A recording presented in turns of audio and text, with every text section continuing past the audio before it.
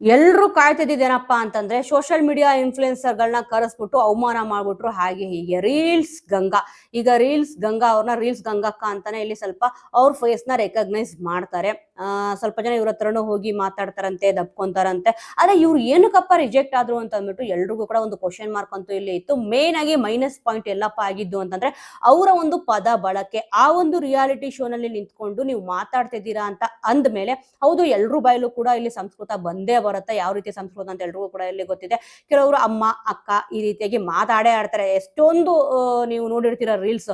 ಆದ್ರೆ ಸ್ಟೇಜ್ ಮೇಲೆ ಬಂದಾಗ ನಮ್ಮ ಒಂದು ಪದ ಬಳಕೆ ಹೇಗಿರ್ಬೇಕು ಅಂತಂದ್ರೆ ಇನ್ನೊಬ್ರು ಮೆಚ್ಚೋ ತರ ಇರ್ಬೇಕು. ಆದ್ರೆ ಇನ್ನೊಬ್ರು ಮೆಟ್ಟು ತಗೊಂಡು ನಮ್ಗೆ ಹೊಡಿಬೇಕಪ್ಪ ಇವ್ರಿಗೆ ಹಂಗ ಅನ್ಸ್ತದೆ ಅಂದ್ಬಿಟ್ಟು ಇರ್ಲೇಬಾರ್ದು. ಖಂಡಿತಗಳು ಮೆಚ್ಚೋ ರೀತಿಯಲ್ಲಿ ಇರ್ಬೇಕು. ಆದ್ರೆ ಮಚ್ ತಗೊಂಡು ಹೊಡಿತೀವಿ ಅನ್ನೋ ರೀತಿಯಲ್ಲಿ ಖಂಡಿತವಾಗ್ಲೂ ಇಲ್ಲಿ ಇರಬಾರ್ದು. ಮಾತುಗಾರಿಕೆ ಅನ್ನೋದು ಎಷ್ಟು ತುಂಬಾ ಒಳ್ಳೇದು. ಒಂದ್ಸತಿ ಮಾತೆ ಮುತ್ತು, ಒಂದ್ಸತಿ ಮಾತೆ ಮೃತ್ಯು ಆಗುತ್ತಲ್ವಾ. ಇಲ್ಲಿ ರೀಲ್ಸ್ ಗಂಗಾ ಅವ್ರಿಗೆ ಮಾತೆ ಮೃತ್ಯು ಆಯ್ತು ಅಂತ ನನಗಿಲ್ಲಿ ಅನಿಸ್ತು. ಏನಕ್ಕೆ ಅಂತಂದ್ರೆ ಇಲ್ಲಿ ಬಿಗ್ ಬಾಸ್ ಮನೆಯೊಳಗಡೆ ಹೋದ್ಮೇಲೆ ಯಾವ ರೀತಿ ಇರ್ತೀರಿ, ಏನೊಂದು ಟ್ಯಾಲೆಂಟ್ ಇದೆ ಅಂತ ಅಂದ್ಬಿಟ್ಟು ಅವರು ತೋರ್ಸದಲ್ಲಿ ಎಡುವುದ್ರು ಅಂತ ನನಗಿಲ್ಲಿ ಅನಿಸ್ತು. ಮೇನ್ ಆಗಿ ಈ ಒಂದು ರೀಲ್ಸ್ ಅವ್ರು ಏನ್ ಮಾಡ್ತಾ ಇದಾರೋ ಇದು ನಿಮ್ ಮನೆಯವ್ರಿಗೆ ಗೊತ್ತಾ ಅಂತ ಅಂದಿದ್ದಕ್ಕೆ ಗೊತ್ತು. ಬಟ್ ಅವ್ರ ಗಂಡನ ಹತ್ರ ಬೇರೆಯವ್ರು ಇಲ್ಲಿ ಏನ್ ಹೇಳ್ತಾರೆ ಅಂತಂದ್ರೆ ನೀನ್ ಹೆಂಡತಿನ ಸುಮ್ನೆ ಇರ್ಸಕ್ ಆಗಲ್ವೇನೋ, ಚೊಪ್ಲಿ ತಗೊಂಡು ಹೊಡಿಬೇಕು ಇಂಥವ್ರಿಗೆ ಅಂತ ಅಂದ್ಬಿಟ್ಟು ಹೇಳ್ತಾರಂತೆ. ಅಂದ್ರೆ ಅವ್ರ ಗಂಡನ ಹತ್ರ ರೀಲ್ಸ್ ಗಂಗಾ ಇದಾರಲ್ಲ ಅವ್ರ ಗಂಡನ್ಗೆ ಈ ತರ ಹೇಳ್ತಾರಂತೆ. ಬಟ್ ಈ ರೀತಿ ಪದ ಬಳಕೆ ಏನಿರುತ್ತೆ, ಇಲ್ಲ ಬೈತಾರೆ ಅಂತ ಹೇಳಿದ್ರೆ ಮುಗ್ದೋಗಿರೋದು. ಮತ್ತೆ ನಿರಂಜನ್ ದೇಶಪಾಂಡೆ ಅವ್ರಿಗೆ ಪ್ರಪೋಸ್ ಮಾಡಿ ಅಂತ ಅಂದ್ಬಿಟ್ಟು ಪ್ರಾಪರ್ಟಿಗಳನ್ನು ಕೂಡ ಇಲ್ಲಿ ತರಿಸ್ಬಿಟ್ಟು ಇಟ್ರು. ಪ್ರಪೋಸ್ ಮಾಡಿ ಅಂತ ಹೇಳಿದಾಗ ಇಲ್ಲಿ ಪ್ರಾಪರ್ಟಿ ಎಲ್ಲ ಇಲ್ಲಿ ಕೊಟ್ಟಿದ್ರು.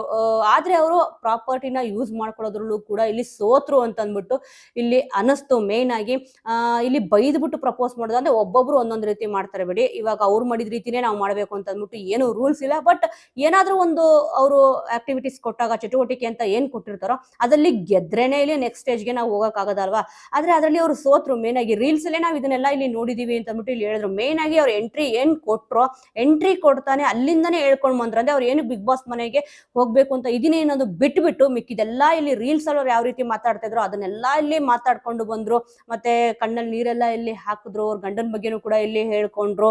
ಅವ್ರು ಕುಡಿತಾರೆ ಹಾಗೆ ಹೀಗೆ ಅಂದ್ಬಿಟ್ಟು ಎಲ್ಲ ಕೂಡ ಇಲ್ಲಿ ಹೇಳ್ಕೊಂಡ್ರು. ಮೈನ್ ಪಾಯಿಂಟ್, ಬಿಗ್ ಬಾಸ್ ಮನೆಯೊಳಗಡೆ ಯಾಕೆ ಹೋಗ್ಬೇಕು, ಅಲ್ಲಿ ಹೋದ್ರೆ ನಾನು ಹೇಗೆ ಇರ್ತೀನಿ ಅಂತ ಅಂದ್ಬಿಟ್ಟು ಹೇಳೋದ್ರಲ್ಲಿ ಸೋತ್ರು. ಸಂಗೀತ ಶೃಂಗೇರಿಯವರು ಇಲ್ಲಿ ಹೇಳಿದ್ರು ಬಿಗ್ ಬಾಸ್ ಮನೆಯೊಳಗಡೆ ಹೋದಾಗ ಇಲ್ಲಿ ಅವ್ರ ಮೇಲೆ ಎಷ್ಟೊಂದು ನೆಗೆಟಿವಿಟಿ ಇಲ್ಲಿ ಇರುತ್ತೆ. ಆದ್ರೆ ಬಿಗ್ ಬಾಸ್ ಮನೆಯೊಳಗಡೆ ಹೋದ್ಮೇಲೆ ಅವ್ರ ಮೇಲೆ ಪಾಸಿಟಿವ್ ಒಪಿನಿಯನ್ ಬಂದಿರೋರ್ನು ಕೂಡ ನೀವು ನೋಡಿದಿರ ಕಂಟೆಸ್ಟೆಂಟ್ಗಳು ಅಂತ ಅಂದ್ಬಿಟ್ಟು ಈ ರೀತಿಯಾಗಿ ಎಕ್ಸಾಂಪಲ್ ಕೂಡ ಇಲ್ಲಿ ಕೊಟ್ರು. ಹೌದು, ನಿಮ್ಗೆ ಇಲ್ಲಿ ಚಾನ್ಸ್ ಸಿಕ್ಕಿಲ್ಲ ಅಂದ್ರೂ ಕೂಡ ಹೊರಗಡೆ ಚಾನ್ಸ್ ಸಿಕ್ಕೇ ಸಿಗುತ್ತೆ ಅಂತ ಕೂಡ ಇಲ್ಲಿ ನಿರಂಜನ್ ದೇಶಪಾಂಡೆ ಅವರು ಕೂಡ ಇಲ್ಲಿ ಸಮಾಧಾನ ಮಾಡ್ತಾರೆ. ಯಾಕಂದ್ರೆ ಗಂಗಾ ಅವರು ಅಳ್ತಾನೆ ಇರ್ತಾರೆ.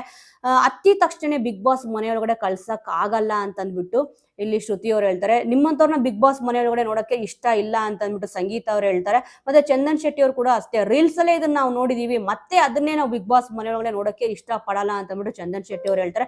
ಒಟ್ನಲ್ಲಿ ವಿನಯ್ ಗೌಡ ಅವ್ರು ಒಬ್ಬರೇ ಇಲ್ಲಿ ಗ್ರೀನ್ ಸಿಗ್ನಲ್ ಕೊಡ್ತಾರೆ. ಇನ್ನು 3 ಜನ ಜಡ್ಜಸ್ ಗಳು ಕೂಡ ಇಲ್ಲಿ ರಿಜೆಕ್ಟ್ ಮಾಡ್ತಾರೆ. ಜಡ್ಜಸ್ ಗಳು ಇಲ್ಲಿ ಇಂಟು ಕೊಟ್ಟಿದ ತಕ್ಷಣ ಅವ್ರು ರಿಜೆಕ್ಟ್ ಆದ್ರು ಅಂತ ಗೊತ್ತಾಗಿದ ತಕ್ಷಣ ಕೋಪ ಮಾಡ್ಕೊಂಡು ಹಾಗೆ ಹೊಟ್ಟೋದ್ರು. ಸೇಮ್ ಅಮ್ಮುಕು ಡುಮ್ಮುಕು ಯಾವ ರೀತಿ ಅಂದ್ಬಿಡಿ ಅವ್ರು ಸೆಲ್ಫ್ ರಿಜೆಕ್ಟ್ ಆಗೋಗ್ಬಿಟ್ರು. ಇಲ್ಲಿ ಜಡ್ಜಸ್ ಗಳು ಅವ್ರ ಒಪಿನಿಯನ್ ಹೇಳಕ್ಕೂ ಮುಂಚೆನೆ ಅವರು ಸ್ಟೇಜ್ ಇಂದ ಬಿಟ್ಟೊಟ್ಟೋದ್ರು. ಇವರು ಅಷ್ಟೇ, ಕೆಲವೊಂದ್ಸತಿ ಏನಂತ ಆಗುತ್ತೆ ಅಂತಂದ್ರೆ ಸೋಷಿಯಲ್ ಮೀಡಿಯಾದಲ್ಲಿ ಒಂದ್ ಸ್ವಲ್ಪ ಅವ್ರನ್ನ ರೆಕಗ್ನೈಸ್ ಮಾಡ್ತಾ ಇದಾರೆ ಅಂತಂದ್ರೆ ನನ್ನ ತಗೊಳ್ಳೇಬೇಕು, ಸೆಲೆಕ್ಟ್ ಮಾಡ್ಕೊಳ್ಳೇಬೇಕು ಅಂತ ಅಂದ್ಬಿಟ್ಟು ಅವ್ರ ಮೈಂಡ್ ಅಲ್ಲಿ ಇತ್ತು ಅಂತ ಕಾಣಿಸುತ್ತೆ. ಬಟ್ ಈ ರೀತಿ ರಿಜೆಕ್ಟ್ ಆಗಿತ್ತು ಅಷ್ಟೇನೆ ಕೋಪ ಮಾಡ್ಕೊಂಡು ಬೇಜಾರು ಮಾಡ್ಕೊಂಡು ಹಂಗೆ ಹೊಟ್ಟೆ ಹೋಗ್ಬಿಟ್ರು. ಪೂರ್ತಿ ಕಂಪ್ಲೀಟ್ ಆಗಿ ಜಡ್ಜಸ್ ಗಳು ಇನ್ನೂ ಏನ್ ಮಾತಾಡ್ತಾರೆ ಅಂತ ಕೇಳಿಸ್ಕೊಳ್ಳೇ ಇಲ್ಲ. ನಿಮಗೆ ಏನ್ ಅನ್ಸುತ್ತೆ ವೀಕ್ಷಕರೇ, ಅವ್ರನ್ನ ಸೆಲೆಕ್ಟ್ ಮಾಡ್ಕೋಬೇಕಿತ್ತಾ ಅಥವಾ ರಿಜೆಕ್ಟ್ ಆಗಿದೆ ಒಳ್ಳೇದಾಯ್ತಾ ಅನ್ನೋದ್ರ ಬಗ್ಗೆ ನಿಮ್ಮ ಒಂದು ಅನಿಸಿಕೆ, ಅಭಿಪ್ರಾಯ ಏನಿದೆ ಖಂಡಿತವಾಗ್ಲೂ ಅದನ್ನ ಕಮೆಂಟ್ ಹೇಳ್ತೀನಿ.